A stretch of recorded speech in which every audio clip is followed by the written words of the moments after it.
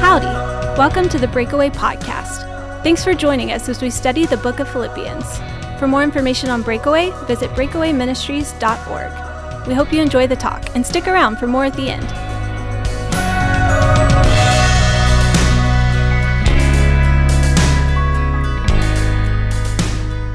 Tonight's scripture is Philippians chapter 4, verses 10 through 13.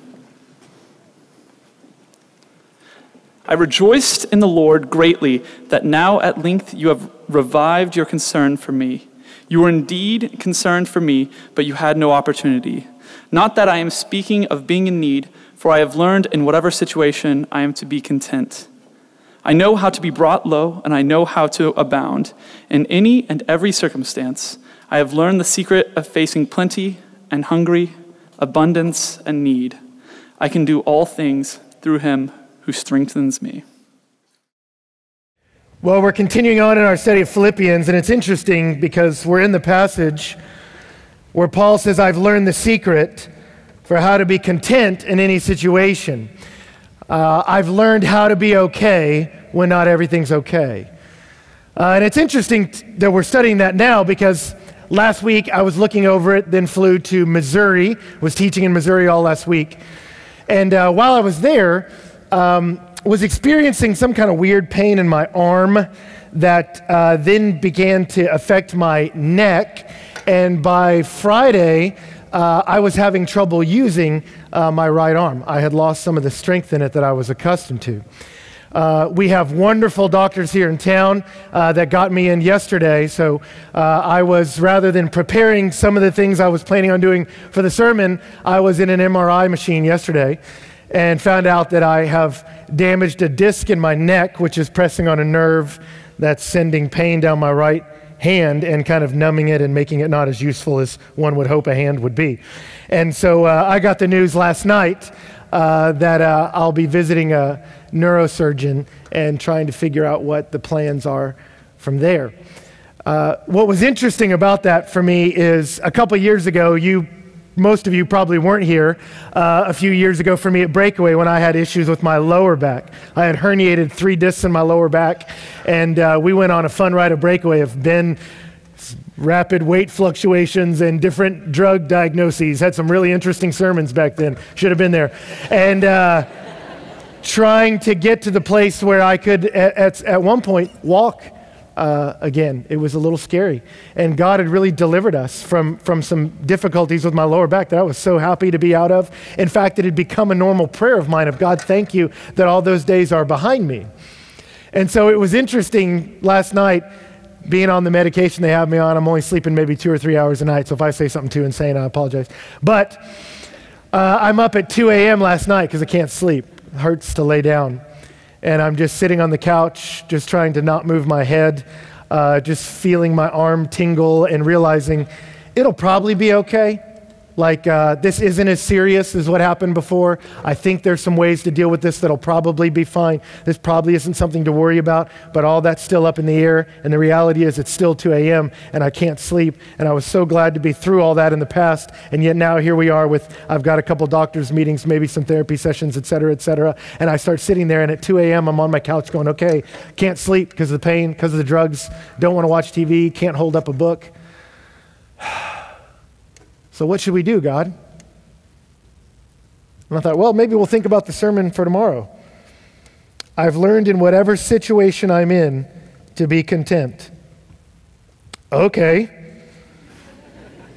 I didn't think you were going to make me live into that one this much, but let's live into it. God, how does this work in a situation like that? How can I be okay when things aren't okay? That's the question. And you go, well, why unpack all that for us? Because I just don't think I'm the only person who's ever been there. Maybe not many of you are having spine issues in your 20s, but I would guess a lot of you have been in that place where you look around and you go, you know what? Things aren't okay. Not everything is how I would hoped it would be. There's some situations in my life I want to be different, and how do I handle that? How do I deal with that? What's a healthy way to navigate some messier, tricky things that are happening relationally here? Or some stresses that are just going to stay stressful. until this semester's over, or some difficulties that are going to be waiting for me at home that probably aren't going to get all tied up neat with a bow by the time I come back up here for the spring semester. How do I handle some of these situations? How do I deal with the difficulties in life? How do I be okay when things aren't okay? We need to figure out how to deal with that. And here's the situation. What I've discovered in studying recently is we're not great at that. Paul's talking about contentment tonight, and we have a difficult time with that. It's interesting. Time Magazine, Huffington Post, The Economist, all these different magazines last year reported studies from the American Psychological Association. They did a massive study called Stress in America. And in this massive study, Stress in America, they found the most stressed demographic in this country is you. They said the millennials, which is basically people from around age 18 to like mid-30s, basically this room. They said, when we studied stress in America, you're the most stressed people in America. Congratulations on that dubious honor. And they said, here's the weird thing about it, is they said, you swept every category. Every question about stress. On a scale of 1 to 10, how stressed are you? You whipped everybody. Are you more stressed this year than last year? You beat them. Has stress deprived you of sleep this month? It deprived you of more sleep than anybody else. You just crushed them all in the stress category. 20-year-olds are more stressed than everybody else in America. That's what it says, right? And what's interesting was they said, we're not sure why you guys are so twisted up about it all. They said, we would guess it's the uncertainty of the job market and rising debt of school, those sorts of things. So where am I going to work? How am I going to get money? And they said, that's our guess. The weird thing is that when we see 20-year-olds get jobs and get money, the stress level stays the same. So it's funny, in this report, they're saying, we think it's financial, even though the data tells us they're still stressed, even though they get their finances straight. And they said, but what we have realized is, it keys in with another test that The Economist put out recently, that they said, when their circumstances do change in their 20s, the stress doesn't go away until, for some reason in your 20s, something starts they call the U-curve. And the U-curve is something they've seen where your happiness index begins to drop. They said 20-year-olds start being stressed less, but what takes its place is a general unhappiness that has a downward trend until about your mid-40s, and then picks up to about your 20-year-old levels when you're in your 60s. And so it was interesting to read that, and you're like, oh, that's comforting. So I'll tell the 20-year-olds, hey, the stress goes away when that wave of crushing sadness comes in. So don't you worry about a thing, right? And maybe in your 60s, the sun will come out, right? That's kind of what they're saying. And as you read this study, it was like, it's interesting. So you'll be sad till about your 60s. And they're like, we were trying to figure out why. And they said, so we started controlling the data for all this stuff. They're like, maybe it's that old people are just tougher than younger people. And they're like, no. They're like, maybe the people with more money are happier than people with less money. No. Maybe people who raise teenagers are stressed, so it skews the data. When you get the teenagers out of the house, they get happier again. That's why they're happy in their 60s. So they changed all this data variables of where you live, how much money you make, whether you have kids or not, whatever. And they said, let's take all these circumstantial variables out and see if the same trend is there. And you know what? It is. All over the U.S., and all over the world, people still, even when you give them money or take away money, give them kids, take away kids, they tend to be stressed and then unhappy, right? Everywhere you go, even New Zealand. You know, I thought they're always happy there. Even Lord, when she sounds depressed, is still singing about all the friends she has. You can't escape it. And as they're doing these tests, it's interesting. They're like, you know what? There's a general discontent in the world. And no matter how you tweak the circumstances, it doesn't tend to take the trend away.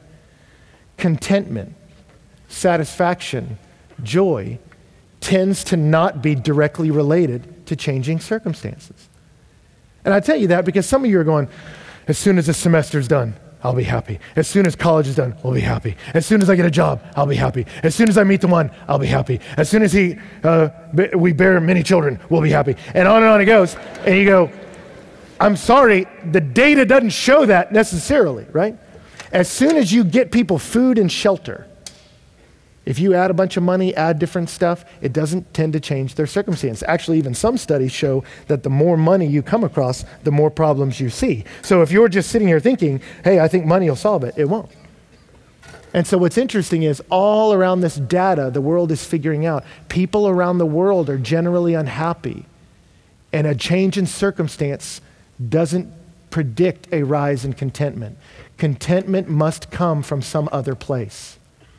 If it doesn't come from the situation, how can we bring it into our situation? Into your difficult relationships, into your stressful school schedule, into the weird mixture of all the stresses and strains that come. How can we be a content and happy people? It seems to be a hard thing to find. And yet here in this passage, Paul is talking, and Paul says, I learned the secret. He says, I know what it is.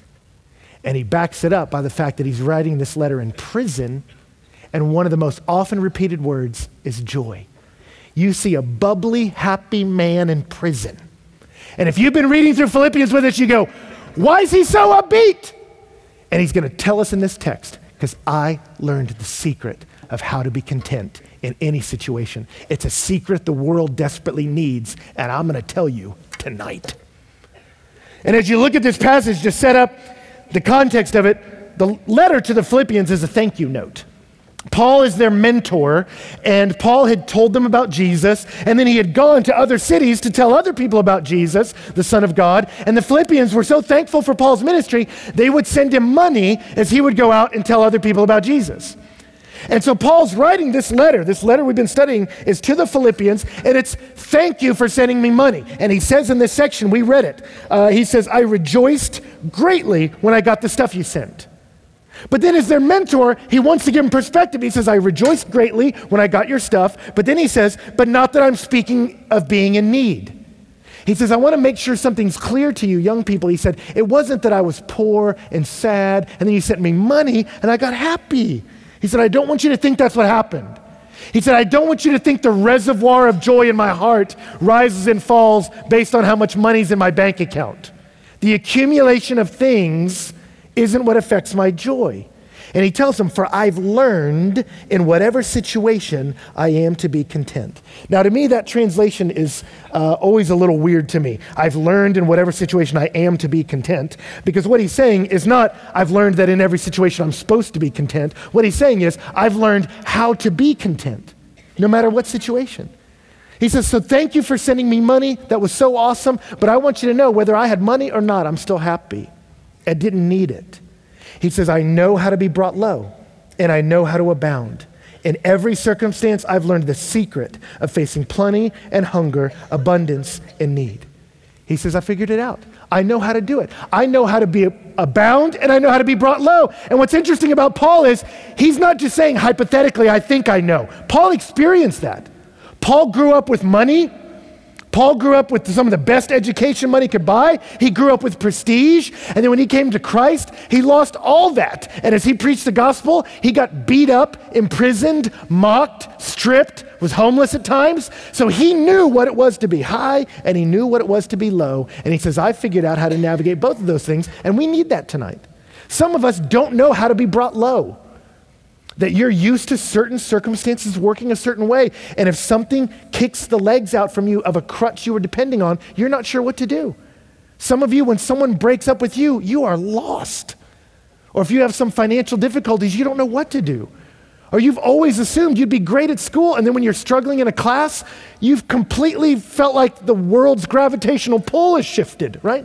You don't know how to be brought low. And Paul says, I know how. Some of you don't know how to abound. You don't know what to do when good things happen.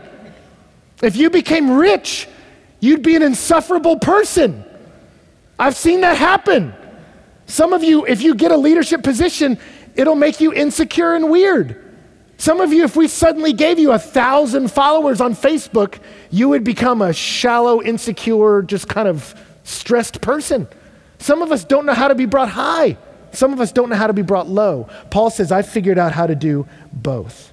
In whatever situation I am, I've learned to be content. That word content, it's literally the combination of the words self and sufficient. He said, I'm satisfied. I know how to be okay with just me, right? This was the highest goal of the Buddhist. It was what the Stoics praised above all virtues, to be content in whatever circumstance. And Paul says, oh, that? Yeah, I have that. Isn't that amazing? He says, I have that. And not only does he say, I have that, he says, you're supposed to have that. The Christian is meant to live with that kind of contentment. 1 Timothy 6:8 says, with food and clothing, with this let us be content. Hebrews 13:5 says, let your conversation be without covetousness, be content with the things you have. In 1 Timothy 6:6, Paul said, godliness with contentment is great gain. We are supposed to be content. The Christian is supposed to be satisfied, is supposed to be even when the world is high and low. Right? How do you get it? Paul says it's learned. It's not something you're born with. It's not like, well, he's just an easygoing guy, and I'm not. He says, I learned contentment. That means it's learnable. You can learn it. And yet he says it's a secret. Not many people have it. He literally uses the word for being initiated. He said there's like a secret club called people who aren't freaked out about stuff. And he said, and I'm in it. I got in.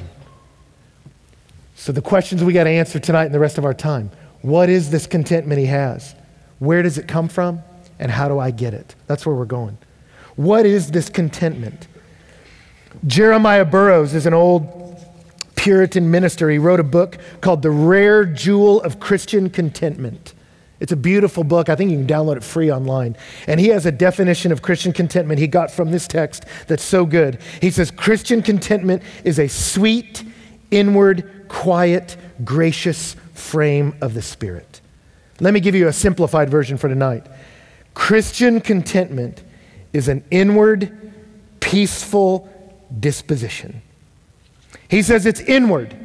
Meaning that when I'm content, it's a peace that's on the inside. It's not dependent on circumstances. I don't need everything to be going okay for me to be okay.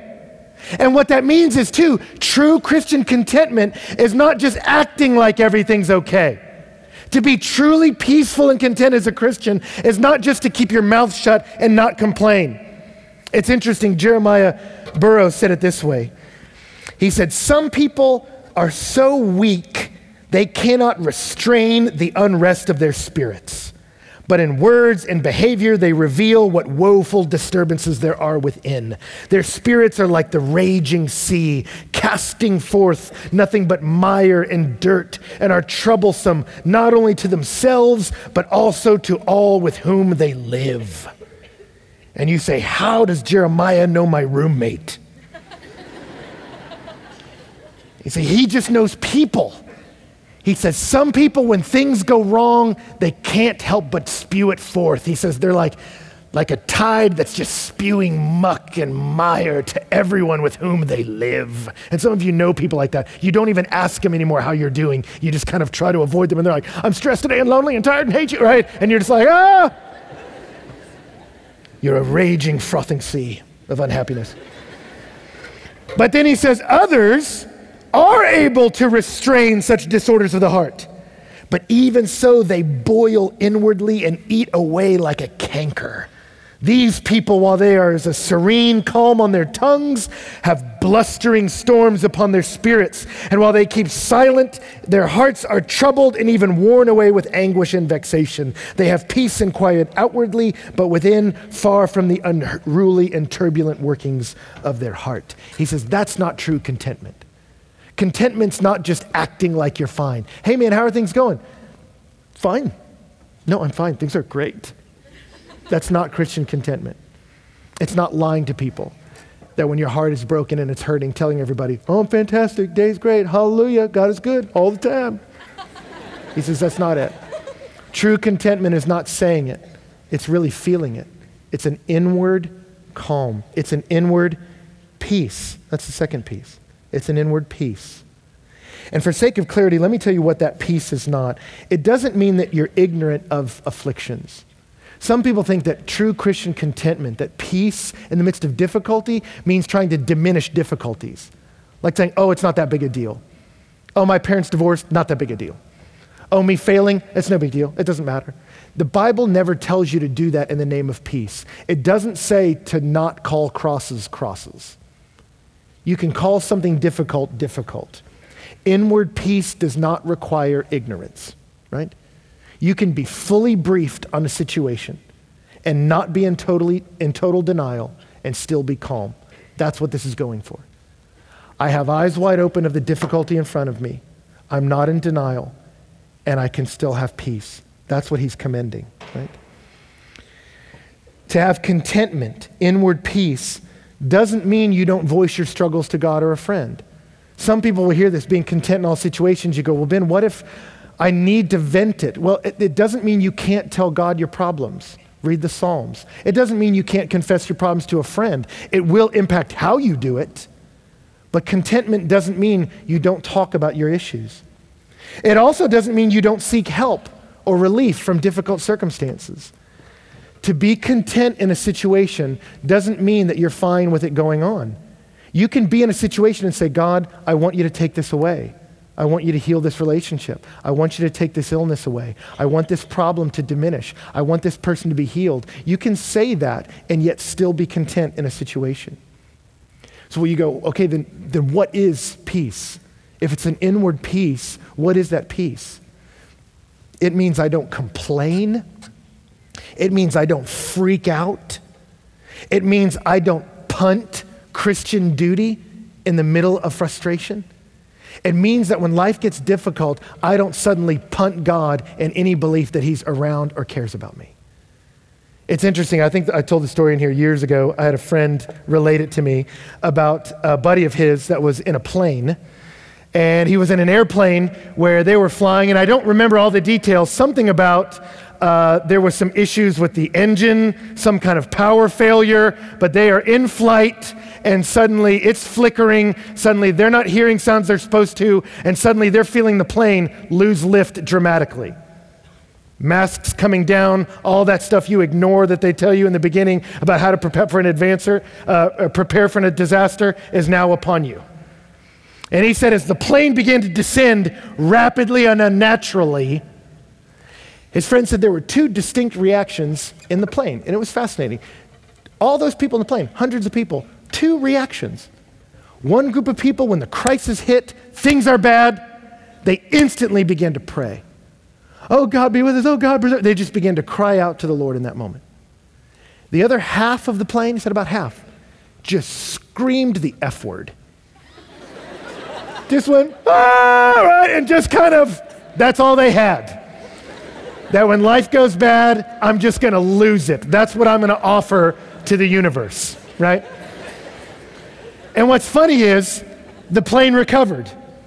And they had an interesting experience the rest of the plane ride as they rode together and just realized, I just learned something about you that probably your friends don't even know.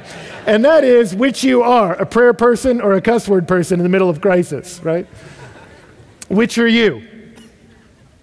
The truly content person, when a crisis hits, doesn't freak out. God is dead, you're a liar, you don't even care, and the world is over. All right, true contentment doesn't go bananas when life doesn't go your way. It doesn't just scream profanity into the dark, right? It does something proper and holy. It doesn't forget Christian duty. Nehemiah was told, hey, while we're building the wall, the city's under attack. Some people wanted to panic and run. Nehemiah said, no, we're not going to do that. And he prayed and made a plan, right? That's what good Christians do. We don't sink into discouragement. We don't give up in despair. We don't go to weird, broken, unhealthy places for relief, to get away from the pressure, go and dive into some addictions, to some unhealthy places, to the arms of someone whose arms we shouldn't be in. We don't rebel against God. We have an inward, peaceful disposition or frame of mind. And by disposition and frame of mind, I mean my heart is at peace and my head is at peace. My thoughts are thinking true thoughts about God and the world, and my heart is resting in him. Right? That's the idea. Where does that come from?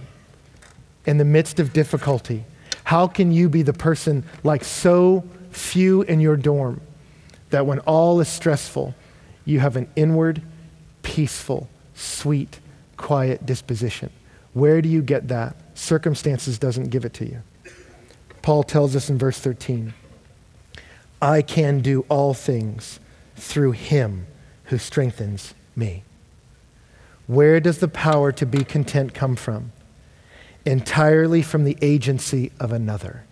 It comes from another. Now, I hate to burst some bubbles tonight, but some people, you know this verse, I can do all things through him who strengthens me. And you go, yeah, that's the verse that's like, I can run a marathon because God will give me the power to run. Or I can get a degree because God will give me the power to get a degree. Or I can beat up a guy, right? You put it on the back of your shirt in MMA or something. You're like, I can beat you up because God gave me the power to punch you in the face. And they say, that's what this is. That's not entirely what Paul's saying. If you look at the circumstances, what he's talking about enduring and flourishing in difficult circumstances. I can be content. I can be calm even when the world is difficult. I can be okay even when it's not okay. Why? He literally says, because I'm strengthened by the strengthening one.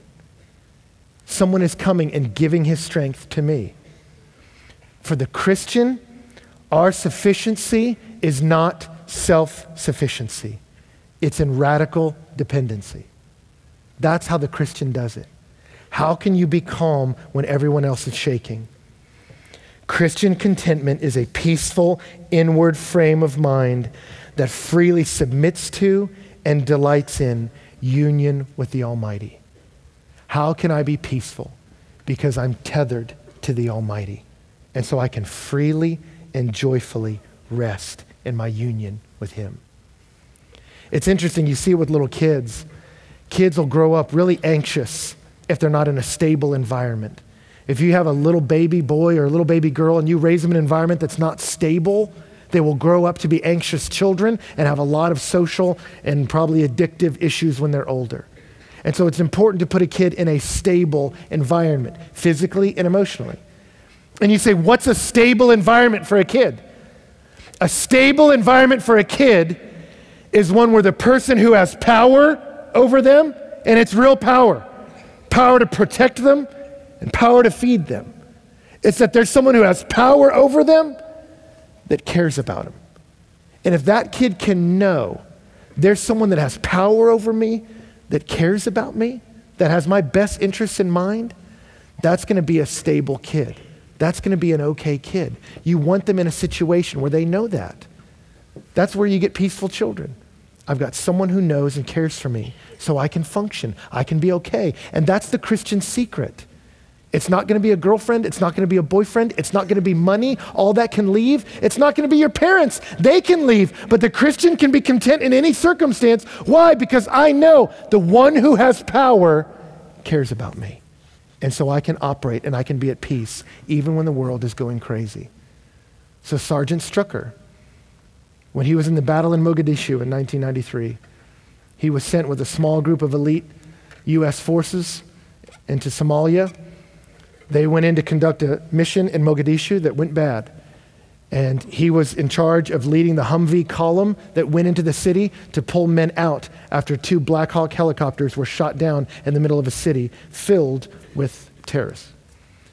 And in the midst of that situation, they got their first U.S. casualty, and it was in his Humvee. And he had to lead the column through a city filled with gunfire, all raining down on them. They barely made it out of the city alive. And when he got back to the base and they were unloading their men and just trying to think through the unthinkable that had just happened, the complete upturning of their mission, he was told by his commanding officers, you have to go back into that city. There are people left in there. You have to get in your Humvee and take it back in there. And then they told him, but you can't load men back in that car with the blood of their fallen friend in the back of that Humvee. Wash the blood out, then get in the car and drive it back into that city. And so he said he took the Humvee around the corner and he began to try to wash the blood out, and he panicked. He said in the midst of that panic, he just kept thinking, this is going to be my blood. This is going to be my blood. This is going to be my blood. And he said he just panicked. He just couldn't even imagine going back into that chaotic situation. And so he stopped. What do you do in that moment?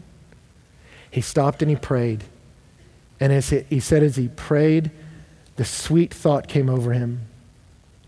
The God who rules over the universe knows me because Jesus Christ, the Son of God, came for me. And he adopted me and he made me his own. I belong to Jesus Christ. I'm a Christian. So one of 2 things is going to happen today.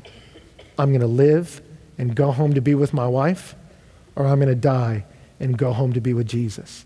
But either way, no matter what happens, I go home. And he said, as soon as he began to pray that, a peace crept into his soul. He jumped up, climbed in the car, drove it back into that city. I believe he said 4 more times to rescue men in harm's way. He could operate. He could function. Why? Because I'm tethered to the powerful one, and he knows my name. Christian contentment is a peaceful, inward disposition that submits to, rests in, union with the Almighty. Be still, my soul. The Lord is on your side. That's a hymn I pray a lot. So what's the secret? How do I get it? Let me say it this way. The most content person in the world is also the most discontent person in the world. And you say, Ben, what does that mean?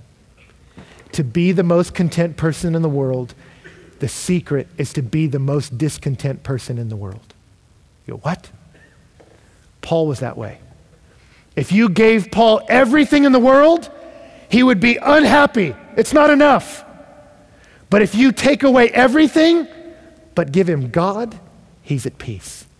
He says, I am discontent with everything in the world. I must have God. But if you give me God, take away everything else, and I'll be fine. That's how the Christian can function. How can I be content when you take away my prizes, take away my possessions? How can I be content and not become a weirdo when you start giving me acclaim and giving me attention and giving me money? How can I be steady? Because those things aren't where I get my source, so I don't lose me when I lose them. I don't lose my head when I gain them. I can stay steady. Why? Because what thrills my soul is Him. And if you give me Him, I'm content. You give or take anything else, but I'm His. That's the Christian's secret. The godly heart doesn't just want the peace of God, it wants the God of peace. I want Him. I must enjoy the fountain of peace and not just the streams of peace. And if I have Him, I'm going to be okay. I'm going to be okay, right? And so how do I get contentment like that? I pray for Him and ask it. Right? I pray for Him and I ask for it. I'm a dad to 2 little girls, and can I tell you something of my 2 little girls? I want them to ask me for things. I do.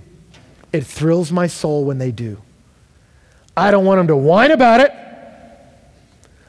I don't want them to come up to me and go, Chip, I want a chip. I want a chip. I go, hey. No. You don't talk to Dad like that. And I don't say that because I'm insecure, like, don't talk to me like that. I'm your daddy, right? And I don't talk to that because I'm some tyrant, like, you show me respect, right? Emotionally, I'm fine either way. I don't want them to come to me like that because that's not good for them. It's not good to react to the world that way. I don't want them to freak out when they want something. I don't want them to be rude. I don't want them to lose perspective. You don't care if I starve. Really? Think about that for a second. Who's fed you your whole life? Right? So I don't want them to complain, and I don't want them to freak out. But I want them to come ask me. I want them to come up and go, Daddy, chip, please. Or for Sparrow, we taught her the sign language, please, where you pat your chest. And she's somehow moved it down to her belly, and she'll go, chip. And I'm like, I got you. I got you. And I love that. I want them to come to me with their needs. It's one of my favorite things in the day when they do. God's a good dad. He wants you to come and talk to Him about your needs. And then He wants you to trust Him. So for me, what did I do on the couch? I pray to Him and I preach to myself. So last night at 2 a.m., I'm sitting on that couch and I go, okay, God, let me pray to you. I don't want to be here. I want to be asleep. I don't want my neck to hurt. I don't want surgery. I don't want to take drugs. I don't want to go through months of this. I don't want to be complaining right now, and I know that I am.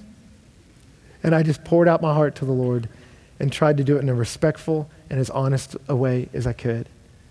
And then I started preaching to myself. I started talking to myself. I thought about John Patton, that amazing missionary to the New Hebrides that had to bury his own wife and child with his own hands And he wrote this in his journal. Stunned by the dreadful loss in entering upon this field of labor to which the Lord had himself so evidently led me, my reason seemed for a time almost to give way. I felt her loss beyond all conception or description in that dark land. It was very difficult to be resigned, left alone, and in sorrowful circumstances. But feeling immovably assured that my God and Father was too wise and loving to err in anything he does or permits, I looked up to the Lord for help and struggled on in his work. I thought about that. I thought about what Jonathan Edwards wrote in his resolutions. Whenever I feel pain, to think about the pain of martyrdom and hell. I thought about that. Because I thought I can try to comfort myself with things I'm grateful for. And I used to do that. And that's not a bad thing to do. When I was feeling bad, I'd go, but God, thanks that I'm healthy. Thanks for my kids. Thanks for my wife. And I would list all the things I'm thankful for. And that's good. Last night, that wasn't enough. Because I was like, what if he takes all that? It'll all go away at some point.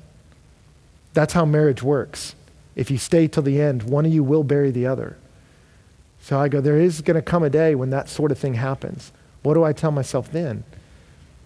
I think about the fact that my God is a good dad, that he's loving, that he doesn't err, that martyrs have gone through much harder things than I am, and that hell is an experience I will know nothing about except what I read in a book by the grace of God. And then I began to read Philippians, and I said, how did Paul do it? And what Paul did is he said, he who began a good work in me will be faithful to complete it. God is doing something good in the world, and he's doing something good in me, and he'll finish it. Jesus Christ, though he was in the very form of God, did not consider that a thing to be seized for his own advantage, but he emptied himself and became nothing, became a servant for me, that I could know God. And so when I suffer, it's a gift from God. It's a sign that I'm really his, is what he said in Philippians 2, because I'm on the same path that Jesus was. And then in Philippians 3, he says, and my citizenship is in heaven, and we eagerly await a Savior from there who will transform this lowly body to look like his heavenly body. And so I poured out my soul, and then I prayed to the Almighty, the one who started a good work and will finish it, the one who loved me and came for me, the love who will come for me again and rescue this world and redeem this beat up body. I fixed my eyes on him, and a couch of pain can become a place of worship. Contentment comes into the soul. Inward, peaceful disposition. Why? Because my sufficiency comes from dependency on the Almighty One who loves me.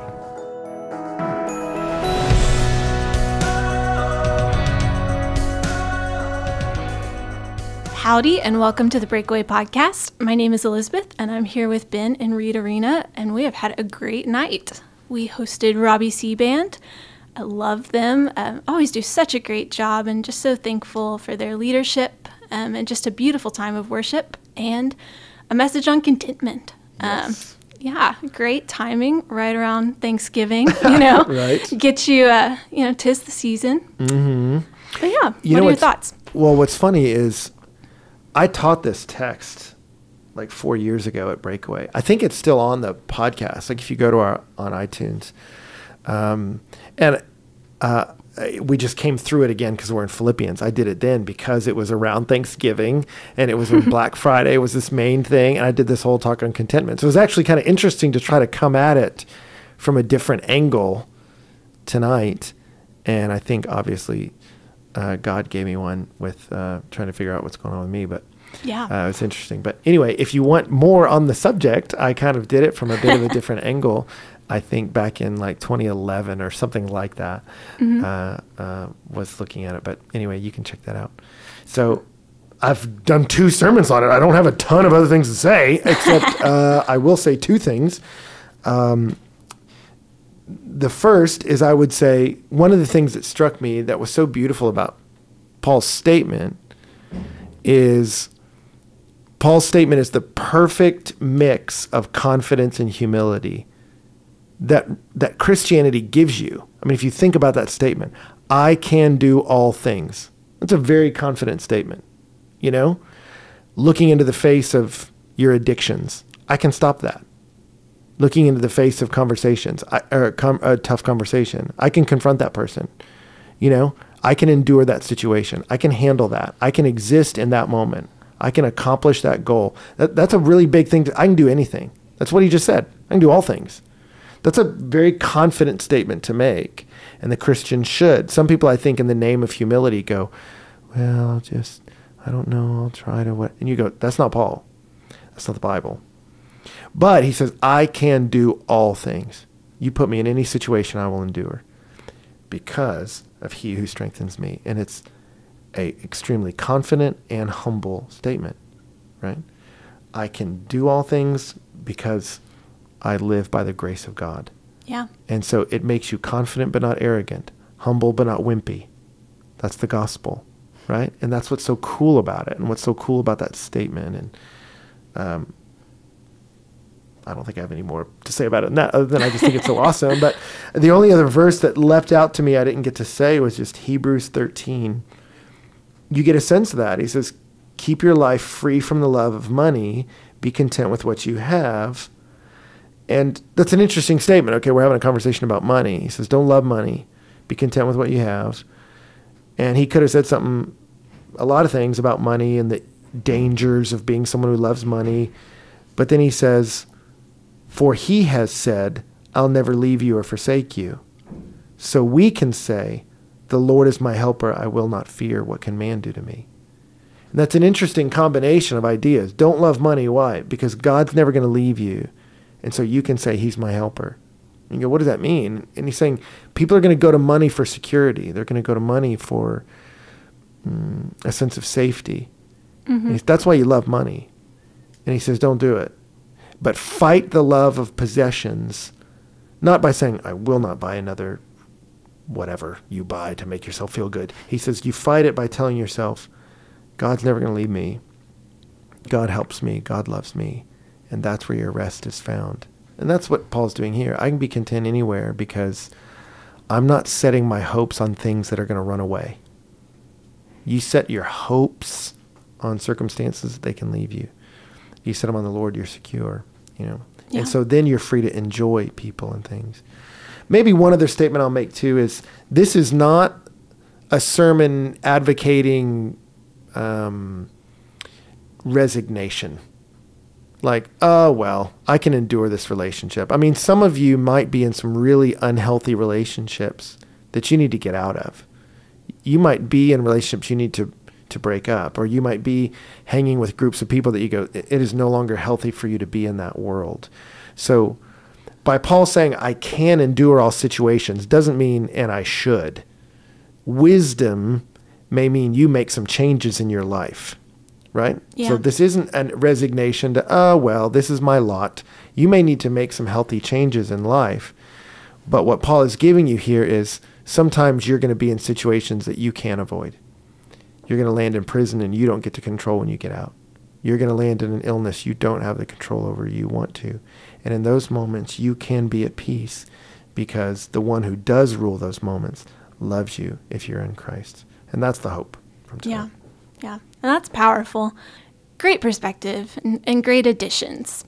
So we've got next week off for Thanksgiving. And so if you're tracking with us, we will take a week off. But Breakaway will be back. We have 2 breakaways in December. And we're excited. We'll have one more talk finishing out the book of Philippians and then our all worship breakaway. So if you're able to join us, if you ever want to come out to a breakaway in person, this is a great time to do it.